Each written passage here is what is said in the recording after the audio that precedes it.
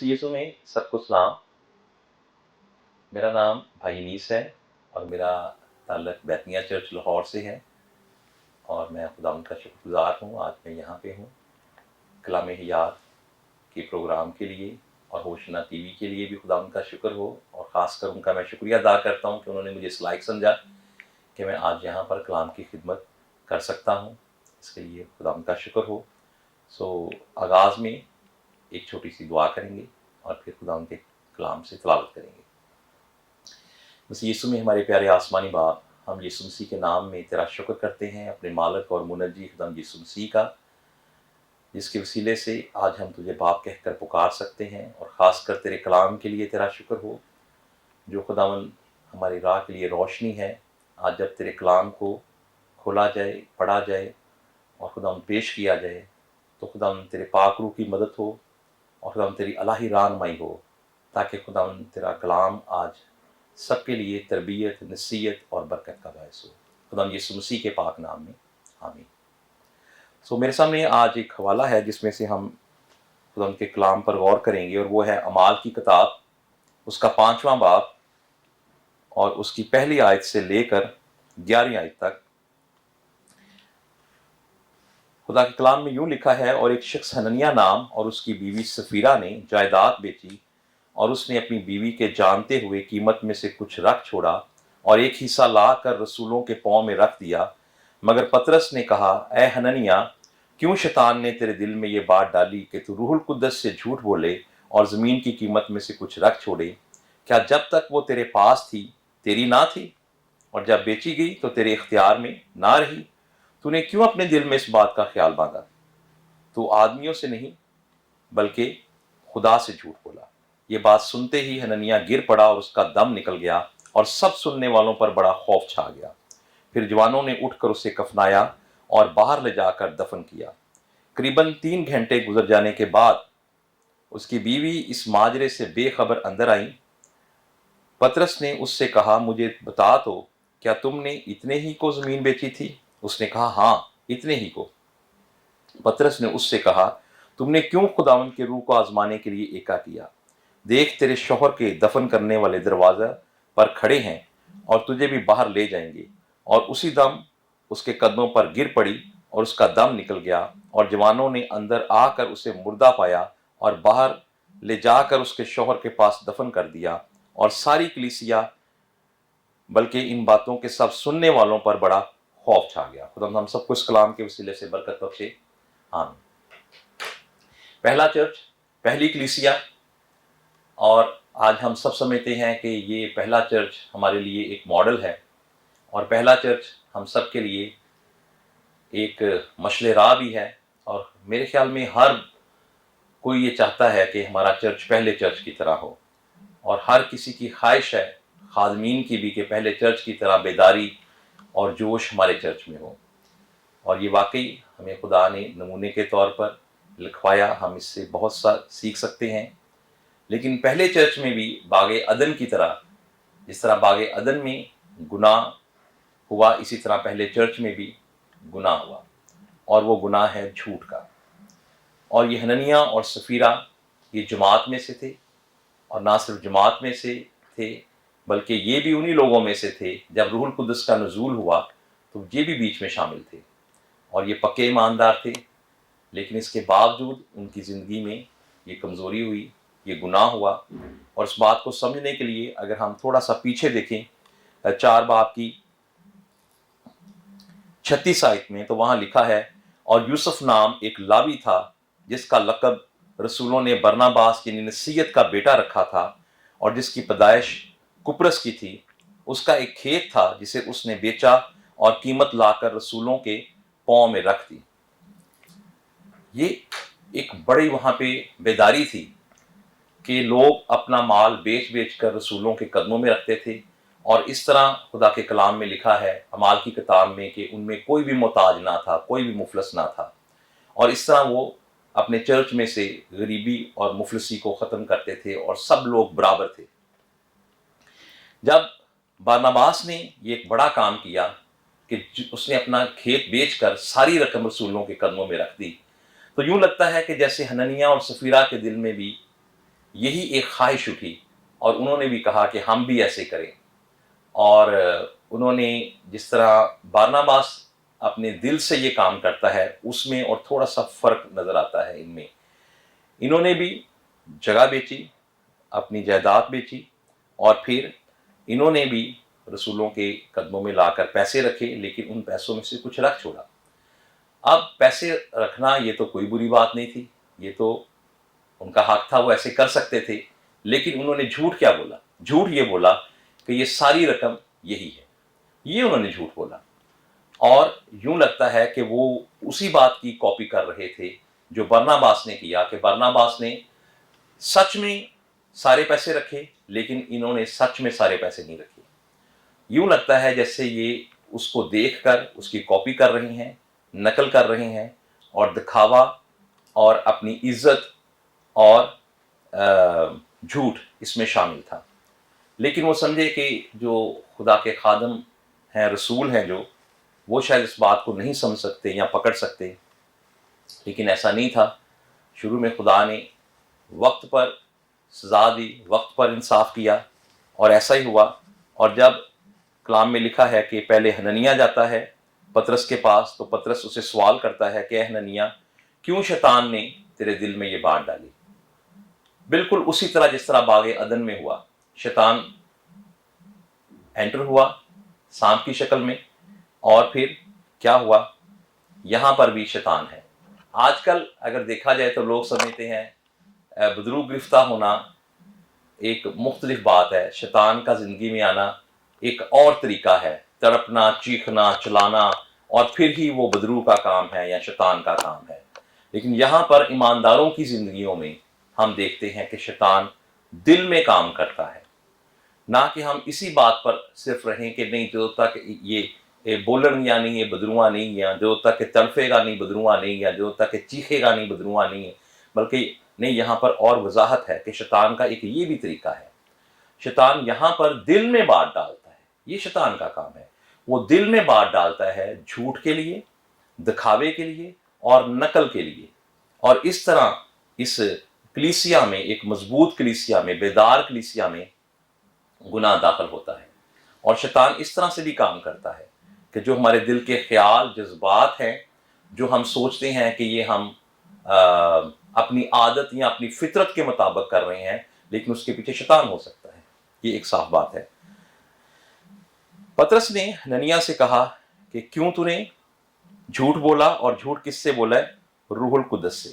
تو نے آدمیوں سے نہیں بلکہ تو نے خدا سے جھوٹ بولا ہے۔ یہ پہلا موقع ہے جہاں پر روح القدس کو خدا کہا گیا ہے، جو کہ ہمارے ایمان تثلیث کے مطابق ہے، جو ہم پڑھتے بھی ہیں، کہتے بھی ہیں، خدا باپ، بیٹا، خدا بیٹا اور خدائے روح القدس، کہ روح القدس کا یہاں پر ایک اچھا تعارف ہے، اور وہ ہے کہ روح القدس خدا ہے۔ روح القدس کی صحیح تشریح یہی ہے کہ ہمیں یاد رکھنا ہے کہ روح القدس خدا ہے، وہ صرف ایک وقتی طور پر طاقت یا کرنٹ یا کچھ ایسی چیز نہیں ہے، بلکہ روح القدس خود خدا ہے۔ اور خدا کی حضوری میں اور خدا کے خادمین کے اندر، کلیسیا کے اندر یہ گناہ کیا گیا۔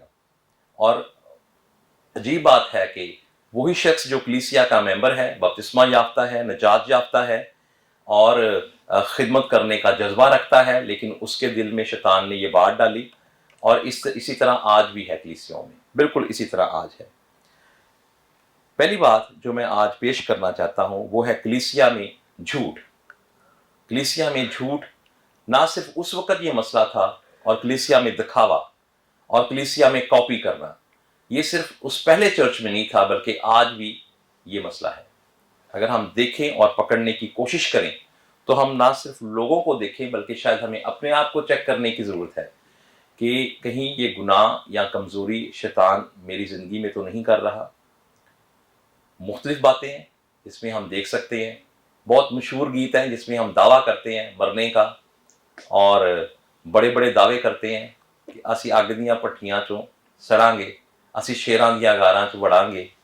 پھر انجیل کو پھیلانا، اس میں بھی ہم کہتے ہیں ہم خون کا ہر قطرہ ہنس ہنس کے بہا دیں گے۔ لیکن جب موقع آتا ہے، جب ایسی ضرورت ہوتی ہے جہاں پر ہمیں گواہی دینی چاہیے، جہاں پر انجیل کو پیش کرنا چاہیے، تو وہاں پر لگتا ہے کہ ہم چرچ میں جھوٹ بول رہے تھے۔ دعائے ربانی، دعاؤں میں بھی اکثر ایسا ہوتا ہے، دعا میں جو کچھ کہا جاتا ہے وہ حقیقت میں نہیں ہوتا ہے۔ مثال کے طور پہ دعائے ربانی میں ہم کہتے ہیں کہ جس طرح ہم نے اپنے قصورواروں کو معاف کیا ہے، اے خداوند تو بھی ہمارے قصور معاف کر۔ تو سوال یہ ہے کہ کیا ہم قصورواروں کو معاف کرتے ہیں؟ اس کا کیا مطلب ہے؟ ہم دعائے ربانی میں سچ بول رہے ہیں؟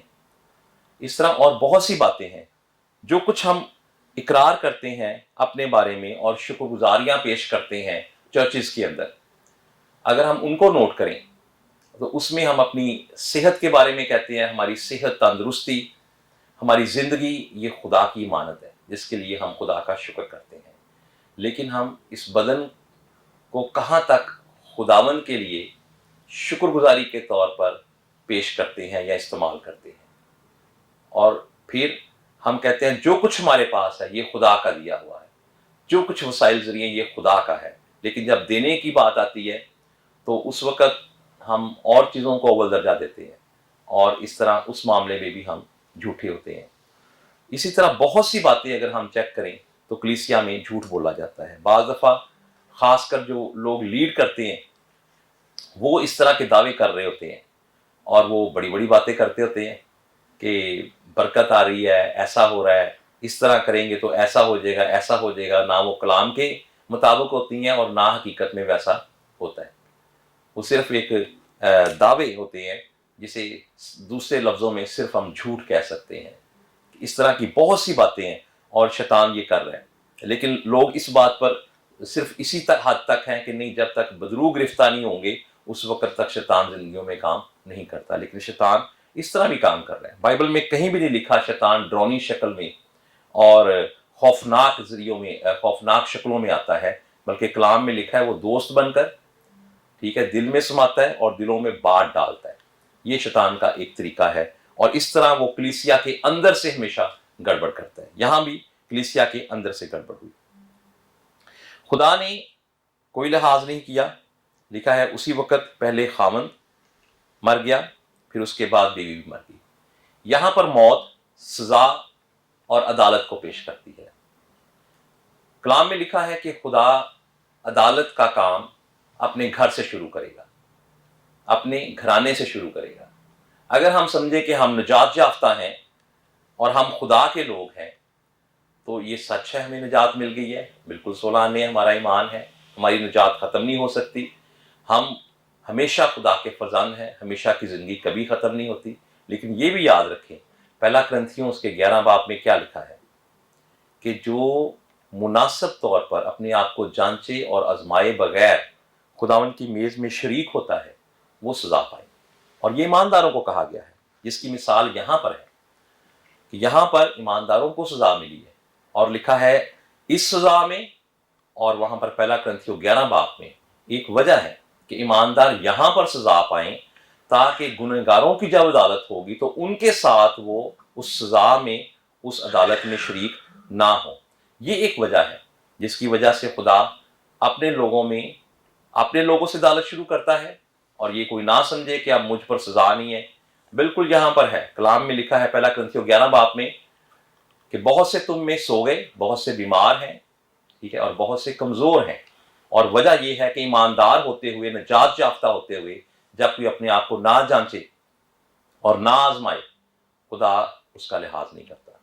یہاں پر بھی ایسا ہوا، ایمانداروں کی زندگی میں عدالت ہوئی اور موت کے ذریعے انصاف کیا گیا، اور میں سمجھتا ہوں ہمیں اس بات کو یاد رکھنا ہے، ہمیں لاپرواہ نہیں ہونا کہ ایمانداروں کی زندگی میں بھی عدالت اور سزا اسی دنیا میں ممکن ہے۔ اگلی ایک بڑی اہم بات ہے کہ جب حننیہ مر جاتا ہے تو لکھا ہے کہ 5 آیت میں اور سب سننے والوں پر بڑا خوف چھا گیا، اور پھر 11ویں آیت میں لکھا ہے اور ساری کلیسیا بلکہ ان باتوں کے سب سننے والوں پر بڑا خوف چھا گیا۔ یہ 2 جگہ ہے، اور یہ بڑی اہم بات ہے، یہ میرے لیے بڑی اہم بات ہے کہ اس سزا کا، اس بیان کا ایک نتیجہ ہے، ایک اثر ہے، اور نتیجہ اور اثر کیا ہے؟ زندگیوں میں خدا کا خوف۔ خوف کا مطلب یہ نہیں ہے زبانی کلامی خوف یا صرف چہرے کے تاثرات سے خوف کو ظاہر کرنا، یا لفظی طور پر کچھ دیر کے لیے کہہ دینا کہ میں خدا سے ڈرتا ہوں، یہاں پر خوف کا مطلب سمجھنے کی بات ہے۔ اعمال کی کتاب میں، کلیسیا میں جب پہلی دفعہ یہ گناہ ہوا، اعمال کی باقی کتابوں میں ہم اس گناہ کو نہیں دیکھتے، شیخی کے گناہ کو، کاپی کرنے کے، نقل کے گناہ کو اور جھوٹ کے گناہ کو باقی نہیں دیکھتے۔ یہاں پر یہ مطلب ہے اس کا، خدا کے خوف کا، کہ دوبارہ جھوٹ نہیں بولا گیا، دوبارہ چرچ کے اندر اس طرح کی غلطی نہیں کی گئی۔ یہ مطلب ہے اس کا کہ اگر ہم ایماندار ہوتے ہوئے جو کچھ دنیا میں حالات ہیں اور کلیسیا میں خاص کر ایمانداروں کی زندگی میں جو کچھ ہوتا ہے، اس سے اگر ہم سیکھتے نہیں ہیں خدا کی قدرت کو پہچاننا، خدا کے انصاف کو دیکھنا، خدا کے کام کو دیکھنا، تو ہمیں پہلی بات ہے، اس چیز کی ضرورت ہے کہ ہم یہ بصیرت رکھیں کہ ہم دیکھیں کہ اس واقعے میں سے، ان حالات میں خدا کیا کہہ رہا ہے۔ ہمیں نہ صرف چرچ کے اندر بلکہ جو کچھ ہمارے ارد گرد ہو رہا ہے، جو کچھ دنیا میں ہو رہا ہے، اس میں ہمیں خدا کے کلام کو پورا ہوتا دیکھنا ہے اور دیکھنا ہے خدا کر کیا رہا ہے، خدا کا کام کیا ہے۔ اس کے لیے ضرور خدا ہمیں اتنی عقل بخشے، آنکھیں بخشے کہ ہم دیکھ سکیں۔ اور نہ صرف ہم نے خدا کی مرضی کو جاننا ہے ہر حادثے میں، ہر واقعے میں، کہ خدا کیا چاہتا ہے، خدا کا بھید کیا ہے، اس کے جاننے کی کوشش کریں۔ اور میں سمجھتا ہوں یہ صرف کلام اگر ہماری زندگیوں میں ہے تو پھر ہی ہم جان سکتے ہیں، ٹھیک ہے۔ کلام کو اچھی طرح اگر ہم جانتے ہیں اور کلام کا اچھی طرح مطالعہ کرتے ہیں، پھر ہی ہم خدا کی مرضی کو جان سکتے ہیں، ویسے نہیں۔ اور ان لوگوں نے سمجھ لیا کہ خدا صرف شریر لوگوں کی عدالت نہیں کرتا بلکہ خدا اپنے لوگوں کی عدالت بھی کرتا ہے۔ یہ لوگ سمجھ گئے کہ خدا کی حضوری میں اور خدمت میں ہوتے ہوئے، ایماندار ہوتے ہوئے، یہ نہ سمجھیں کہ ہمارے اوپر اب ہم فری ہے، ہمارے پاس لائسنس ہے گناہ کرنے کا، ہم جو کچھ مرضی کریں، ہمارے گناہ معاف ہو چکے ہیں۔ نہیں، بلکہ انہوں نے اس سے سیکھا اور دوبارہ یہ حادثہ، یہ موت، ایسی سزا ہم دیکھتے ہیں پوری اعمال کی کتاب میں، ہم دیکھتے ہیں کہ دوبارہ ایسا نہیں ہوا۔ اور یہی بات ایک سیکھنے والی ہے۔ ہمارا خوف صرف زبانی کلامی نہیں ہے کہ ہم زبانی کلامی خدا سے ڈرتے ہیں، یہاں پر خوف سے مراد ہے کہ آئندہ دوبارہ یہ کمزوری، یہ نکما پن، یہ غلطی نہ ہو۔ ہمارے سامنے بہت سے ایسے حالات ہیں اور بہت سی ایسی اموات ہو رہی ہیں جن میں ہم دیکھتے ہیں کہ ایمانداروں کے گھروں میں، خادمین کے گھروں میں، مسیحی کالونیوں میں ایسی اموات ہوتی ہیں۔ حادثاتی طور پر بچے موٹر سائیکل چلاتے ہوئے مر جاتے ہیں، اور پھر نشے میں لوگ مرتے ہیں، پھر کسی اور وجہ سے بھی ایسی غلطی اور بیوقوفی سے لوگ جان سے ہاتھ دھو لیتے ہیں۔ لیکن بڑے افسوس کی بات ہے کہ یہ حادثہ رک نہیں جاتا بلکہ پھر ہوتا ہے، پھر دوبارہ لوگ پھر نشے باز مر رہے ہوتے ہیں، پھر کسی نہ کسی بیوقوفی میں کوئی پھنس کر حادثے کا شکار ہوتا ہے۔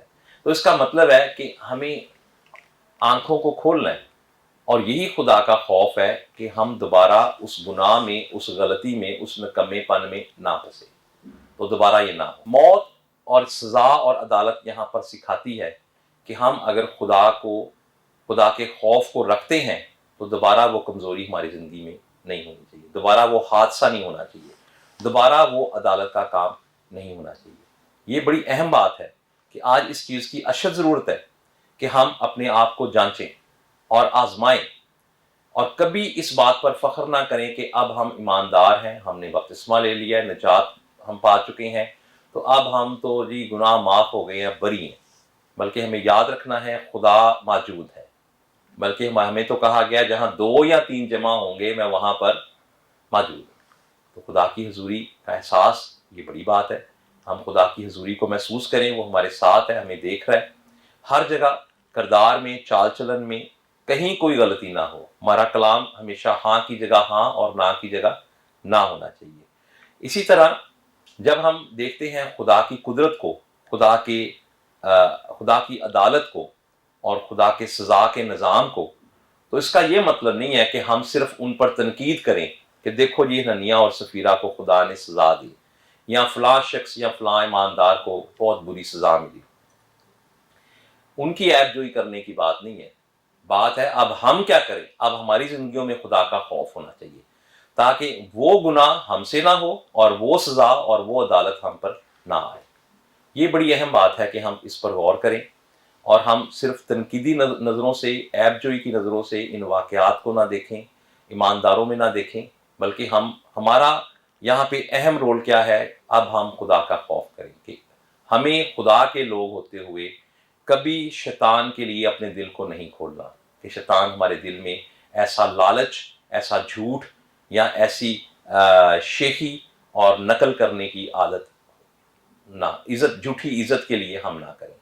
دوسری بات کہ ہمیں یہ دیکھنا ہے کہ جتنے لوگ اگر کسی حادثے کا شکار ہو رہے ہیں، کسی نکمے پن کا، کسی اٹیک کا، تو خدا ہم سے بات کر رہا ہے اس واقعات میں، اس حادثات میں خدا ہمیں کچھ کہہ رہا ہے کہ یہ ہم پر نہیں ہونا چاہیے، ہمیں اس سے بچنا ہے۔ خدا ہمیں برکت دے اور خدا ہماری مدد کرے کہ ہم ان باتوں کو دھیان سے یاد رکھیں اور ان پر عمل کریں، تاکہ ہم حقیقی ایماندار ہوں اور مسیح کی آمد کے لیے تیار ہو سکے۔ خدا ہم سب کی مدد کرے، آمین۔